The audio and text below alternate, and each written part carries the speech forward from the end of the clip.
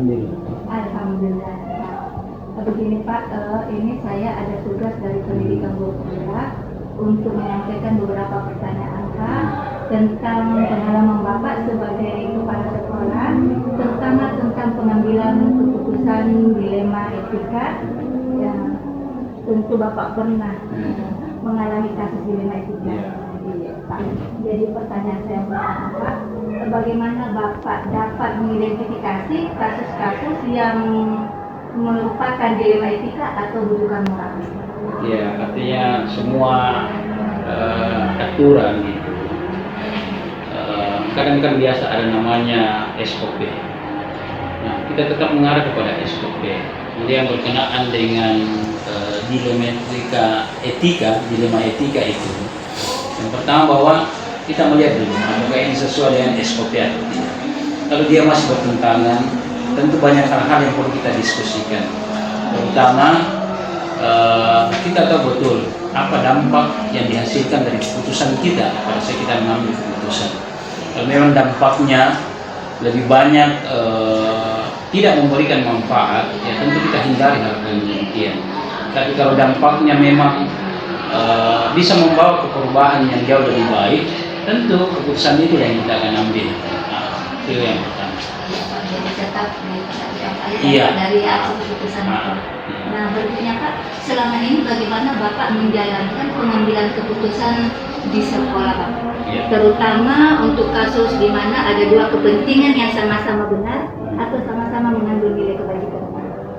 Pengambilan keputusan itu kan tentu selaku pimpinan, walaupun punya hak prerogatif untuk memutuskan, tapi keputusan itu akan baik apabila dilaksanakan secara musyawarah.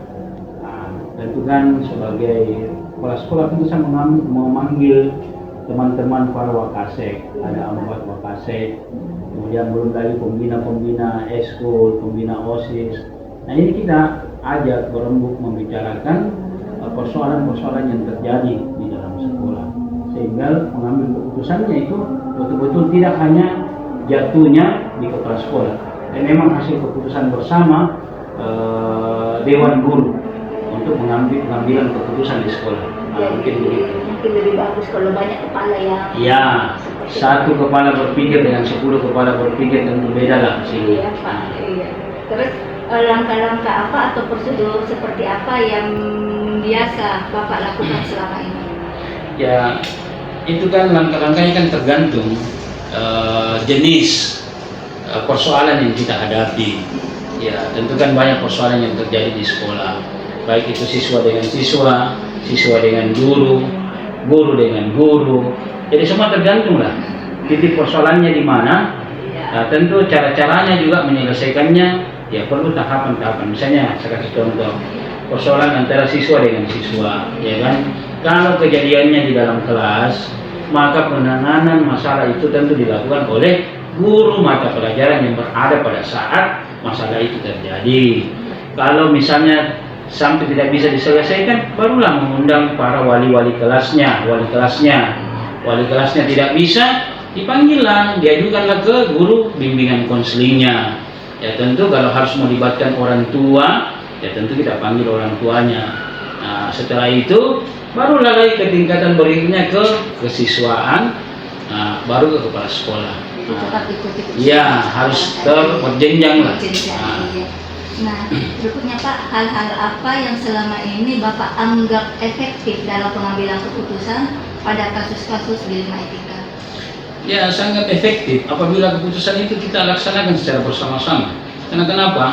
Resikonya itu kecil sekali. Karena keputusan kita ambil secara bersama-sama. Artinya kalau atas nama sekolah, maka keputusan itu atas nama Dewan Guru SMA Negeri 8 Makassar, bukan keputusan kepala sekolah. Nah, jadi kita berhitung risiko, dampak dari keputusan yang kita hasilkan. Berikutnya Pak, hal-hal apa saja yang selama ini merupakan tantangan dalam pengambilan keputusan pada kasus-kasus dilema itu?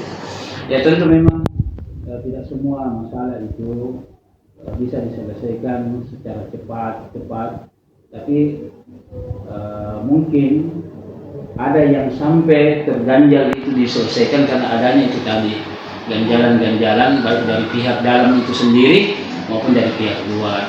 Kenapa sampai terjadi? Sekali lagi bahwa ketidakpahaman seseorang sehingga mengakibatkan terjadinya itu tadi bahwa ada selalu ganjalan-ganjalan.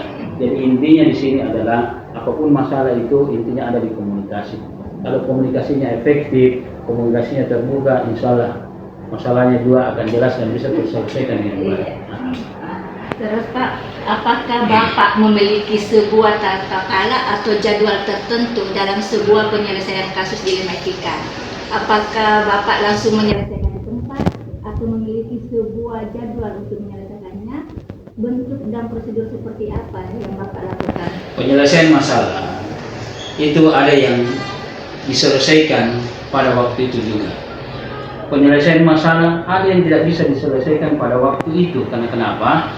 Mungkin karena banyaknya data-data yang diperlukan, bukti-bukti yang diperlukan untuk menyelesaikan ini masalah. Nah, jadi tergantung kompleksitas masalah yang terjadi. Kalau kompleks masalahnya misalnya bisa diselesaikan paling kita selesaikan pada waktu itu. Tapi kalau misalnya harus diselesaikan dengan melampirkan atau membubuhi beberapa dokumen data apa tentu kan tidak bisa diselesaikan dalam waktu singkat. Tergantung masalahnya. Sekarang Pak, adakah seseorang atau faktor-faktor yang selama ini mempermudah atau membantu Bapak dalam pengambilan keputusan dalam kasus-kasus dilema etika? Sebenarnya kan faktor-faktor yang mempermudah itu adalah yang satu bahwa kerjasama tim, ya, di dalam satu struktur organisasi. Kalau semua kita sepakat sebagaimana tagline kita ya, kalau semua delapan itu kan bersama kita bisa. Artinya tidak ada apa-apa yang kita tidak bisa selesaikan kalau kita memang secara bersama-sama. Jadi sebenarnya tidak ada ukuran yang sampai terjadi yang memudahkan apa-apa. Yang penting adalah kebersamaan kita dalam menangani masalah yang ada dan terjadi. Ya, bersama kita.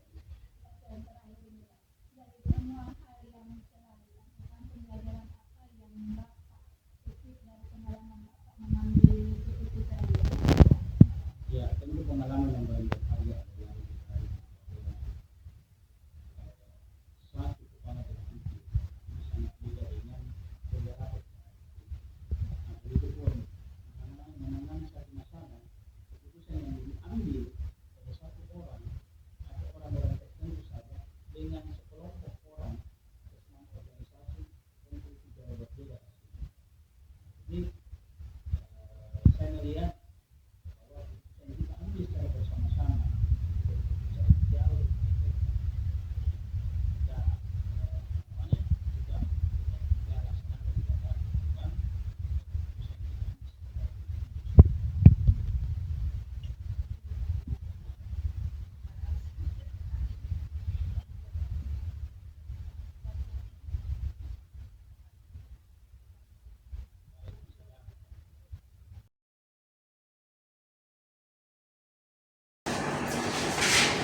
Assalamualaikum warahmatullahi wabarakatuh Pak. Waalaikumsalam warahmatullahi wabarakatuh. Apa kabarnya Pak? Alhamdulillah baik, sehat walafiat. Alhamdulillah. Nah, begini Pak, saya ini ada tugas dari Pendidikan Guru Penggerak untuk menyampaikan beberapa pertanyaan tentang pengalaman Bapak sebagai kepala sekolah, terutama tentang pengambilan keputusan dilema etika Pak. Nah, tentunya Bapak pernah mengalami kasus dilema etika. Nah, pertanyaan pertama saya Pak, bagaimana Bapak dapat mengidentifikasi kasus-kasus yang merupakan dilema etika atau bujukan moral? Tentu sebagai pimpinan memang dalam rangka untuk mengambil keputusan, karena itu memang adalah satu hal yang memang harus dilakukan sebagai seorang pimpinan. Pengambilan keputusan memang kadang di satu sisi ada dilema, ya. Dalam aturan itu sudah jelas sesungguhnya bahwa katakanlah misalnya adalah yang selama ini kita terapkan siswa yang menyatakan naik kelas itu adalah siswa yang memiliki nilai kurangnya minimal 2. Lalu kemudian dalam perkembangannya ternyata masih banyak siswa yang nilai kurangnya lebih daripada 2. Nah, kalau kita berpegang pada aturan itu, maka semua siswa yang berada pada posisi 3 nilai kurang ke bawah itu tentunya nyatakan tidak kelas. Nah, di lain sisi juga adalah kita juga memperhatikan masa depannya anak-anak. Nah, itu. Oleh karena itu, maka jalan tengahnya yang bisa kita lakukan adalah memberikan kesempatan kepada anak itu sedikit waktu lagi untuk apalagi namanya itu supaya nilainya bisa memenuhi syarat, katakanlah mungkin ada ideal perbaikan lah seperti itu, sehingga di satu sisi ini aturan kita tidak lapor sesungguhnya, tapi di lain sisi anak-anak itu bisa kita bantu karena sesungguhnya pendidikan itu kan bagaimana anak-anak kita itu kan bisa berubah, itu intinya. Dari yang tadinya katakanlah misalnya anak kita itu mungkin agak malas, lalu kemudian mungkin dengan motivasi yang kita berikan di akhir-akhir itu dia bisa termotivasi untuk mengejar ketertinggalan. Lalu pada akhirnya ketika dia mengikuti perbaikan, akhirnya memenuhi syarat untuk naik kelas. Bagaimana Bapak menjalankan pengambilan keputusan di sekolah yang Bapak di sekolah Pak? Ya. Nah, terutama untuk kasus-kasus di mana ada 2 kepentingan yang sama-sama benar atau sama-sama mengandung nilai-nilai kebajikan. Ya. Iya Pak.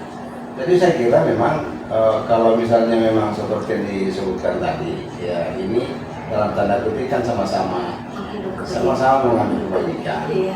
Ya tentu kalau misalnya kita harus memilih satu di antara 2 itu pasti ada yang lebih dibandingkan yang lain. Kan sama-sama baik nih, tapi ada yang lebih baik. Iya, ada yang lebih baik. Nah, sekarang langkah-langkah atau prosedur apa yang Bapak biasa lakukan selama ini? Iya, saya itu tiap pekan atau tiap minggu itu ada rapat evaluasi. Jadi hasil kontroling saya itu, lalu kemudian saya catat apa yang saya lakukan.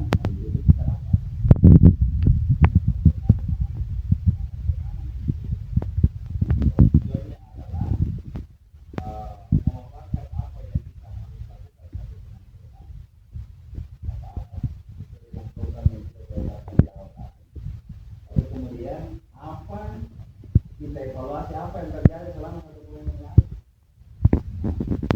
Laporkan, ya bawahan melaporkan kegiatan-kegiatan yang dilakukan.